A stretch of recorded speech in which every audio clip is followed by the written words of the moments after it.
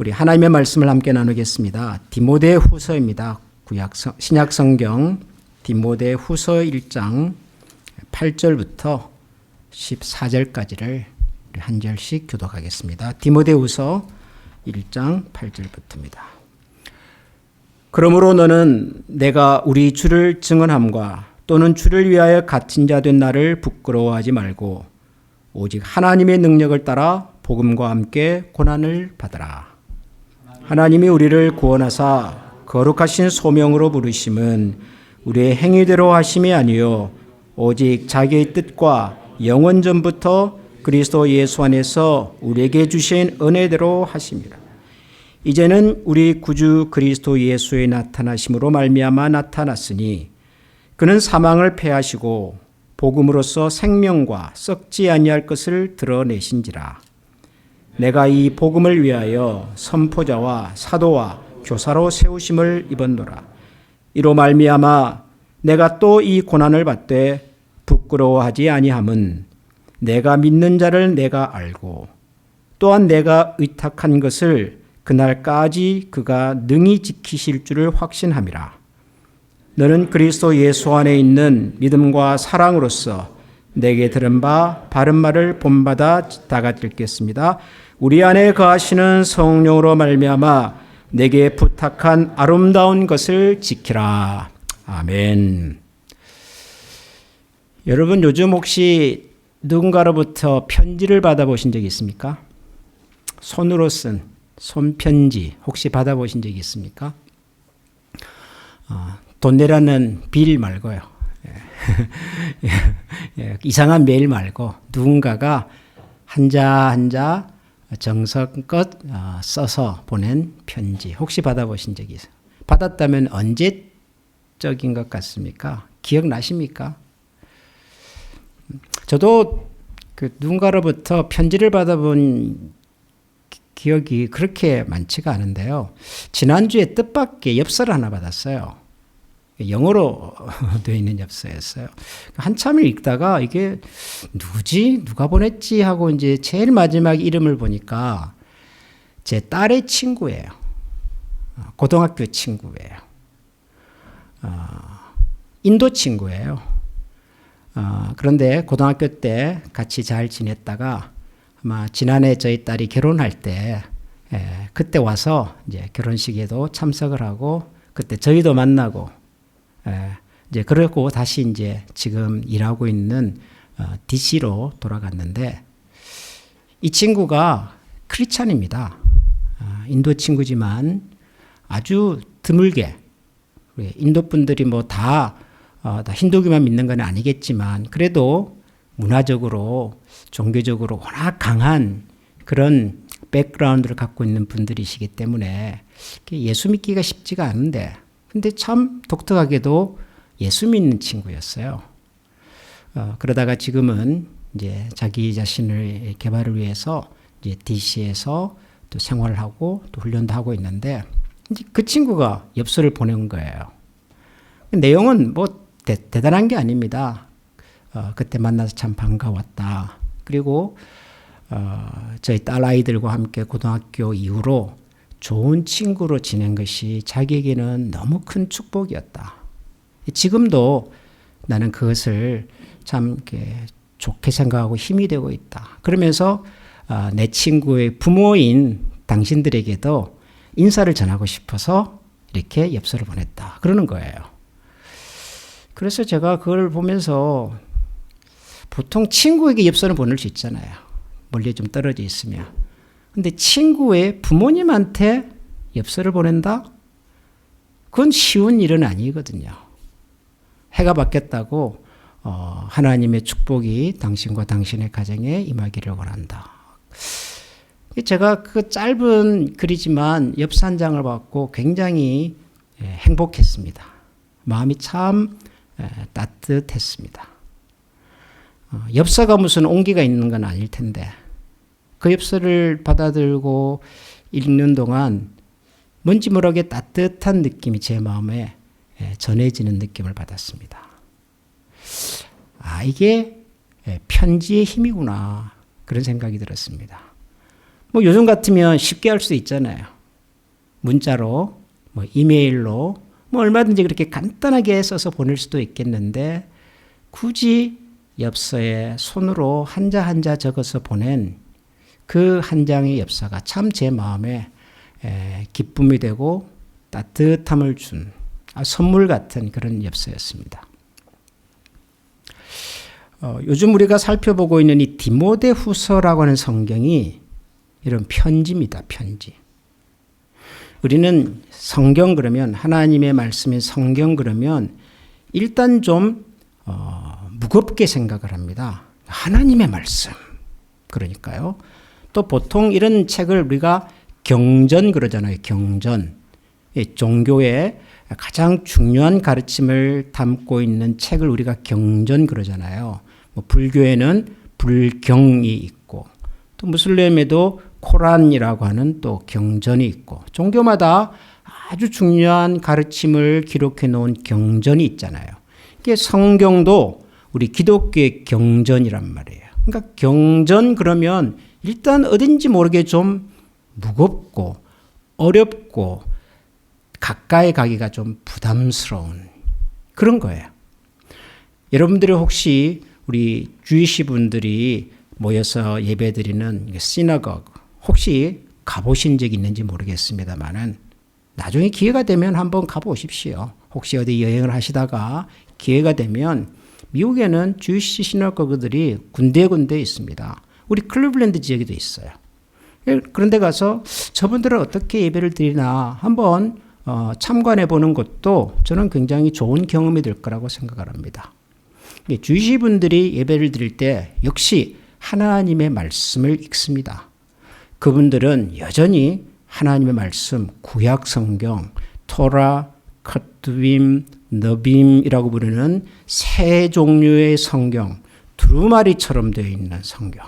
그것을 저 뒤에 마치 창고는 아니죠. 캐비넷.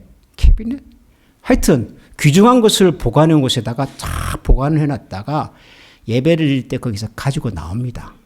그리고 그것을 읽고 다시 거기다가 보관을 합니다. 그야말로 하나님의 말씀을 저렇게 경건하게 아주 무겁게 대하는구나 시각적으로 볼 수가 있습니다. 경전이란 보통 그래요. 그런데 여러분 우리가 가지고 있는 이 성경, 신구약 성경 있잖아요. 이 성경, 특별히 신약 성경의 대부분은 편지입니다. 편지.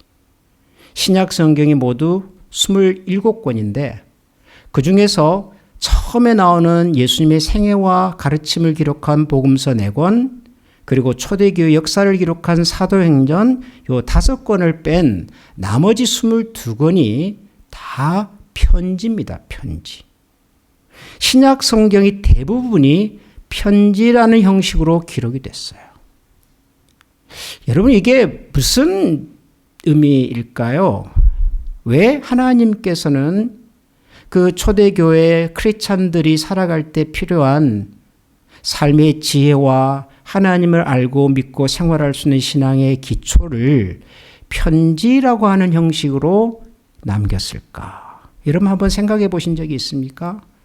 그냥 뭐 성경이니까 다 똑같은 성경이겠지라고 생각할 수는 있겠으나 편지가 가지고 있는 특별한 느낌이 있어요. 편지. 오늘 우리가 읽은 이 디모데후서가 사도 바울이 디모데라고 하는 사람에게 보낸 편지거든요. 근데 이 편지를 누가 언제 왜 썼느냐 하는 것만 알아도 이게 참 여러 가지 우리의 마음에 다가오는 감동이 있어요. 우선 사도 바울은 이 편지를 감옥에서 썼습니다. 로마 감옥에서 쓰고 있어요. 그것도 자기가 이제 죽을 때가 얼마 남지 않았다라고 하는 것을 직감하고 있을 때 쓴 편지라고요. 사도 바울이. 그 다음에 이 편지를 받은 사람이 디모데라고 하는 사람인데 디모데는 또 어떤 사람이냐 그러면 한때 사도 바울이 교회를 개척해서 목회하던 교회에 사도 바울의 후임자로서 목회를 하고 있었던 목회자입니다. 디모데는. 바울보다 나이가 젊고 그렇지만 에베소라고 하는 도시에서 혼자 열심히 목회를 하고 있던 후배 목회자에게 보낸 편지입니다. 그런데 이 디모데가 목회를 하고 있을 땐 이 교회 사정이 굉장히 어려워졌어요. 굉장히. 처음에는 에베소에 있는 이 교회가 꽤 부흥하고 좋았어요. 괜찮았어요. 여러분 신약 성경 중에 에베소서라고 하는 성경 있죠. 여러분 들어보셨죠? 에베소서. 에베소서라고 하는 성경은 신약 성경 중에서도 뭐랄까요? 그 내용이 가장 풍성하고요. 그리고 가장 중요한 기독교 신앙의 기초를 담고 있는 굉장히 중요한 성경 중에 하나입니다. 에베소서. 그 에베소서를 보낸 교회가 에베소 교회예요. 굉장히 좋은 교회예요. 그리고 부흥하던 교회고요. 사도 바울이 나중에 사도행전에 보면은 자기가 이제 막 전도 여행을 하다가 이제 내가 예루살렘에 다시 가야 될 일이 생겼다라고 말하면서 에베소에 있는 장로님들을 불러다가 마지막 고별 대화를 하는 장면이 나와요. 굉장히 감동적이에요. 사도 바울을 만나기 위해서 에베소 교회 평신도 지도자들이 다 와가지고 예루살렘으로 올라가는 사도 바울을 눈물로 환송하는 장면이 나와요. 사도 바울이 거기서 그럽니다. 나는 이제 예루살렘으로 올라가는데 거기서 무슨 일을 만날는지 난 잘 모르겠다.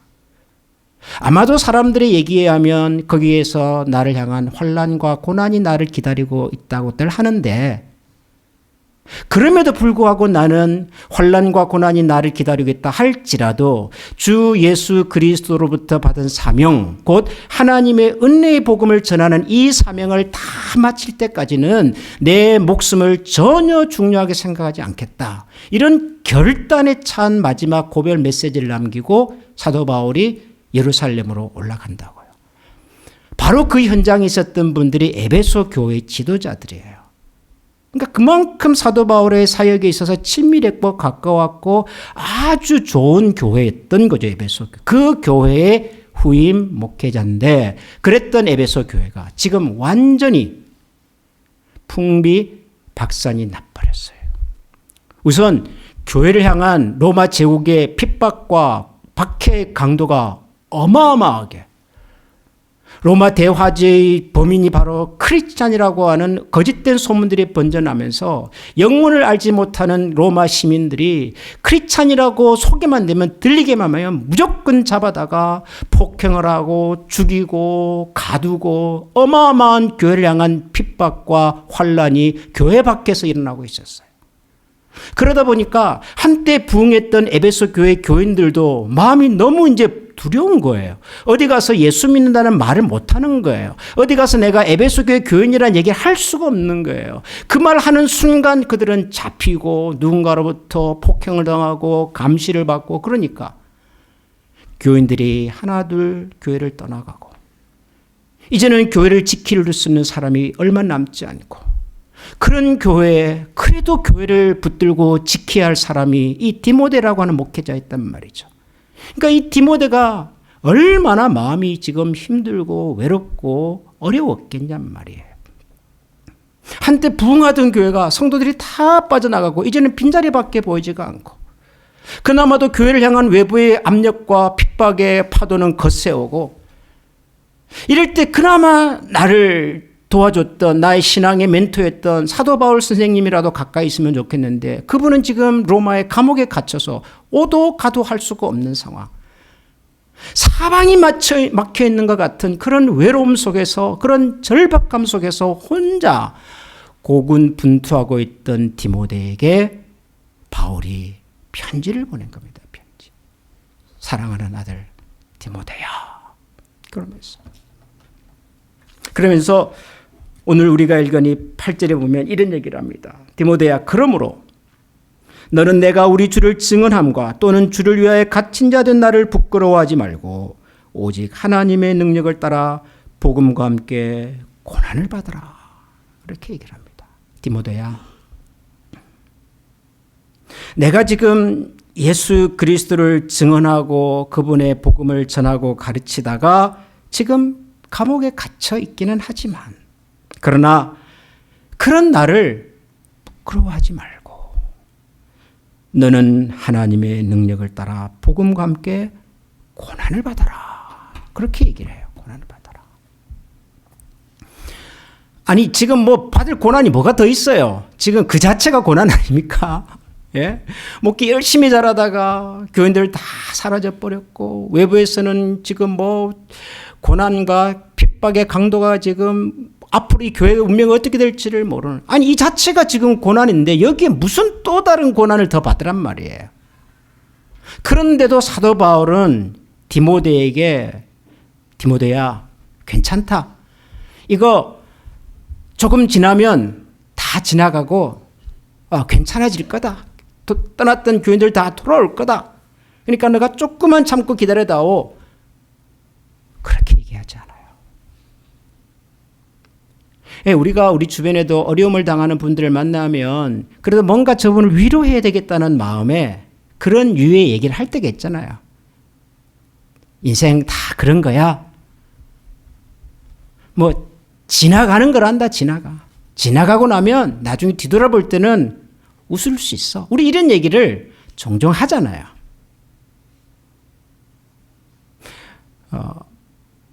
고난은 위장된 축복이다. 이런 말이 있어요.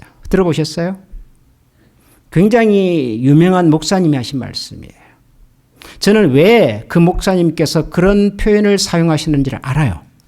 알기 때문에 저는 이 말이 무슨 의미인지도 압니다. 그러나 저는 이 표현을 잘 사용하지 않아요. 저는 쉽게 누군가에게 어려워하는 분을 만났을 때 고난은 위장된 하나님의 축복이랍니다. 저는 그런 얘기 못합니다. 그 말이 틀려서가 아니라 당장 고난 앞에 서 있는 분에게 이 고난의 무게 때문에 짓눌려서 지금 너무너무 힘들어하는 분에게 집사님, 성도님, 고난은 위장된 하나님의 축복이래요. 저는 차마 그렇게 얘기를 못하겠더라고요. 우리 인생 어느 날 갑자기 감당할 수 없는 슬픔이 찾아올 때가 있잖아요. 그럼 우리가 뭐라도 좀 좋은 위로의 말씀을 전해야 되기 때문에 우리 나름대로 하는 표현들이 있어요. 이제 좋은 일만 생길 겁니다. 이제는 뭐 하나님 품 안에 있는 거 아니에요. 우리 이런 표현을 하지만 그 말이 틀리지는 않았으나 차마 그렇게 말하기가 어려워요. 지금 이 슬픔의 무게가 너무 힘든데. 그렇잖아요. 사도 바울이 그래요. 지금 이 디모데라고 하는 목회자가 너무너무 힘들어요. 자기를 도와줄 수 있는 사람은 아무도 없고 철저하게 고립되어 있는 것 같고 미래가 보이지 않고 그나마 의지할 수 있는 분은 사도 바울 한 분인데 그분은 감옥에 갇혀 있고 도대체 뭘 어떻게 해야 될지를 모르는데 그런 디모데에게 제가 만약에 사도 바울 같으면 아마 그랬을 거예요. 디모데야 우리 조금만 참자. 조금만 견디다 보면 좋은 날 오지 않겠냐. 우리가 그런 얘기를 먼저 할 것 같은데 바울은 그렇게 얘기하지 않습니다. 디모데야, 너 나를 부끄러워하지 말고 네가 전하는 이 복음을 부끄러워하지 말고 네가 이 교회의 목회자라고 하는 사실을 부끄러워하지 말고 복음과 함께 고난을 받자. 저는 이것이 디모데를 향한 사도 바울의 진심이구나 하는 것을 저는 알겠더라고요. 그가 전했던 복음이 진짜고 그가 디모데에게 부탁했던 복음이 진짜이기 때문에 너가 진짜를 위해서라면 진짜 때문에 부끄러워하지 말아야 되지 않겠냐. 그 얘기하는 거예요. 진짜라면. 여러분 가짜라면 적당하게 부끄러워해도 되잖아요. 적당하게 그 어려움만 모면하면 되잖아요. 가짜니까. 근데 이게 진짜라면 목숨을 걸 만한 가치가 있다면 지금 당장의 눈앞에 이 어려움과 고난과 슬픔 때문에 도망가면 안 되잖아요. 사도 바울이 디모데에게 복음과 함께 고난을 받으라라고 말하는 것은 그가 전했던, 그가 맡겼던, 그가 부탁했던 이 복음은 진짜라고 하는 확신이 있기 때문에 그래요. 진짜라고 하는 확신이. 여러분, 저와 여러분의 인생에 있어서 여러분의 목숨을 걸 만큼 진짜가 있습니까? 우리 인간관계에 있어서 이거는 정말 내 생명을 걸 만큼 진짜 관계라고 말할 수 있는 사람이 있습니까? 몇이나 있습니까? 우리 한미교회는 여러분에게 있어서 진짜 교회입니까? 진짜 신앙의 공동체입니까? 우리가 새해를 말씀과 기도 그리고 가족 그랬잖아요. 가족 신앙의 공동체다 그런 말이잖아요. 여러분 우리 교회는 여러분에게 진짜 가족입니까? 여러분의 재산과 여러분의 시간과 여러분의 물질과 여러분의 관심을 쏟아부어도 전혀 아깝지 않는, 여러분 진짜가 많지 않아요. 이 세상에 진짜가 많지가 않아요. 진짜가 많지 않은 것이 아니라 가짜가 너무너무 많아요. 가짜가 너무너무.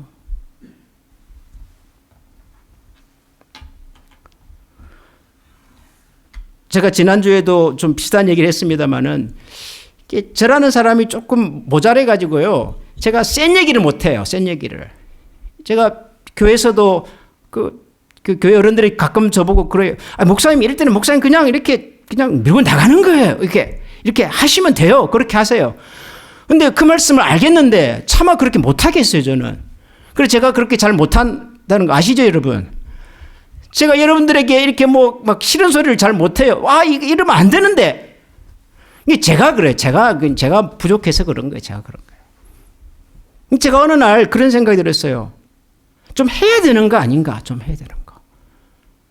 사람들의 싫은 기색, 사람들의 불편한 안색, 사람들이 좀 불만스러워하는 것이 부담스럽고 힘들어서 내가 목회자로서, 내가 하나님의 말씀을 전하는 사람으로서 마땅히 해야 될 말조차도 못하고 있는 것은 혹시 아닌가, 그런 생각이 어느 날 들더라고요. 그렇다고 갑자기 제가 달라지겠습니까마는 그런 생각이 좀 들어요.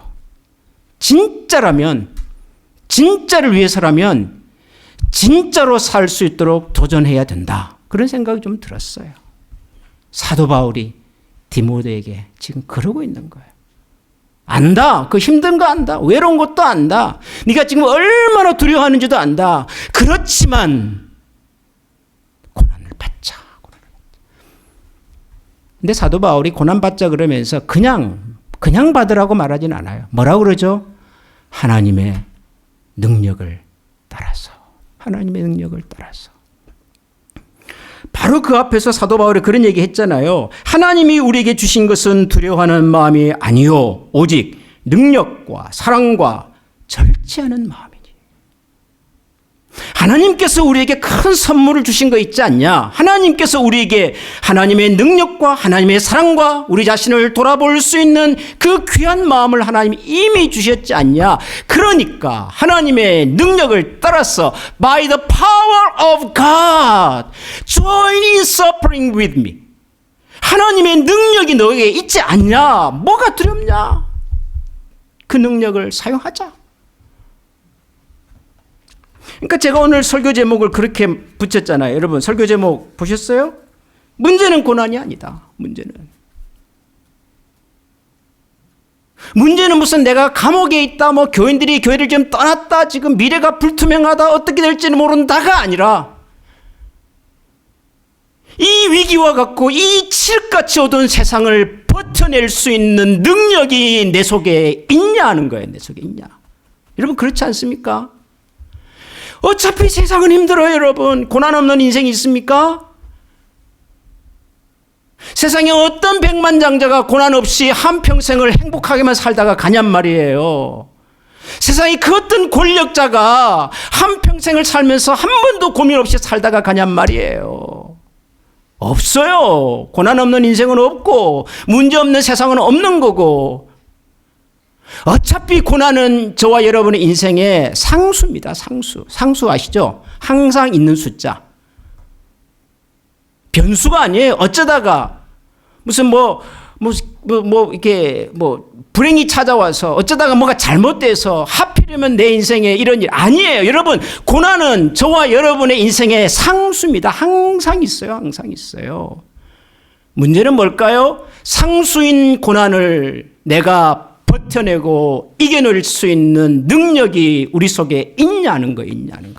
있습니까, 여러분? 있으면 돼요. 있으면. 근데 바울은 있대요. 그것이. 뭐라고요? 하나님의 능력, 하나님의 사랑, 나 자신을 깊이 돌아볼 줄 아는 마음. 사랑하는 한미가족 여러분, 전 여러분의 2025년의 새로운 삶의 시간 속에서 여전히 힘들고 어렵고 때로는 벅차고 정말 혼자 감당하기 어려운 이 삶의 현장 속에 이 하나님의 능력이 내 속에 있는지 전 여러분들이 좀 확인해 주시면 좋겠어요. 사도 바울이 그런 얘기를 하잖아요. 여기 11절에 보면 내가 이 복음을 위하여 선포자와 사도와 교사로 셈을 씌우느라 이로 말미암아 내가 또 이 고난을 받되 부끄러우지 아니함은 내가 믿는 자를 내가 알고 또한 내가 의탁한 것을 그날까지 그가 능히 지키실 줄을 확신한다. 내가 믿는 그분이 어떤 분인지를 내가 알고 그분이 나에게 맡긴 이 일은 그분이 이루실 것이라는 확신이 있다는 거예요. 여러분, 그럼 되는 거 아닙니까? 여러분의 인생을 아시고 여러분에게 맡기신 그 일을 끝까지 책임져 주실 분이 확실하다면 여러분 됐죠. 그럼 됐죠. 더 이상 뭐가 필요합니까? 저와 여러분의 삶에도 이 사도 바울의 권면이 우리 모두를 향한 나의 권면이 되기를 원합니다.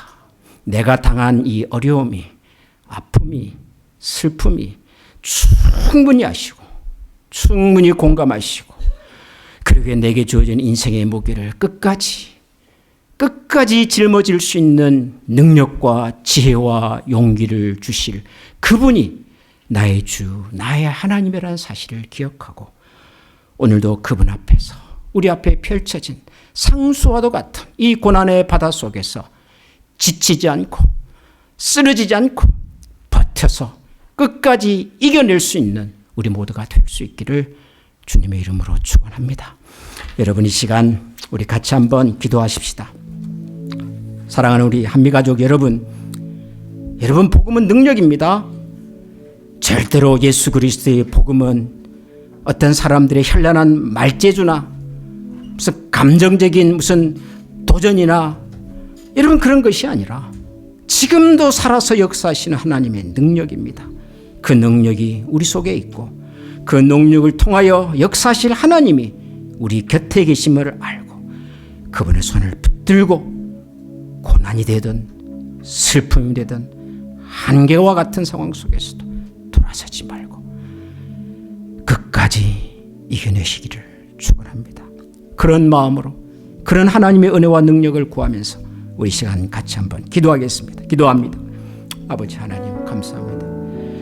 주님의 은혜와 사랑하심 속에서 우리가 하나님을 바라봅니다. 주님의 능력과 주님의 거룩하심 오늘도 우리의 삶 속에 있음을 우리가 믿습니다.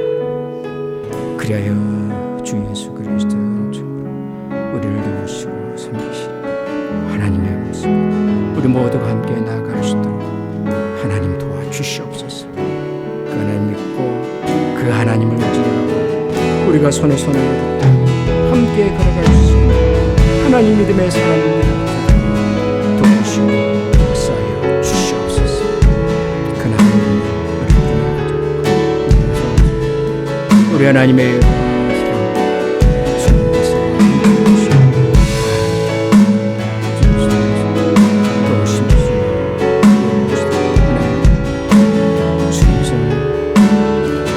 오늘 우리에게 주신 말씀을 기억하면서 우리 시간 다 같이 하나님 앞에 찬양으로 나아가기를 원합니다.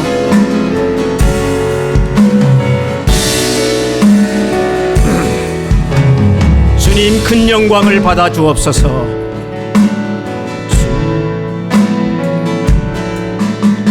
주님 큰 영광 받으소서. 홀로 찬양 받으소서. 모든 일을 위해 뛰어난 그에게 땅과 하늘이 다 찬양해. 겸손하게 물이 무릎 꿇고 이름 앞에 영광 돌리세. 모두 절하세 독생자 예수 주님께 찬양 드리세 모든 영광과 존귀와 능력 받으소서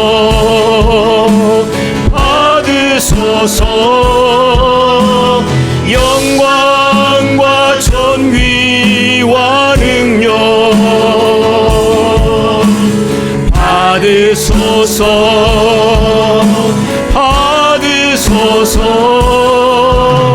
그리스도 살아계신 하나 모든 영광과 존귀와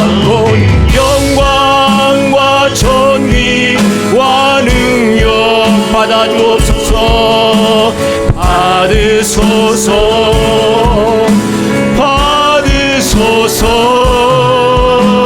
영광과 존귀와 능력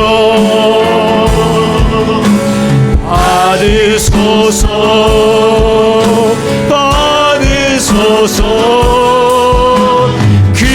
그리스도 살아계신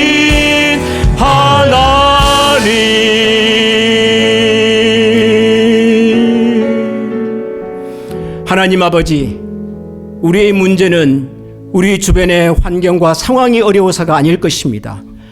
우리의 문제는 우리에게 찾아온 인생의 고난과 슬픔이 아닐 것입니다.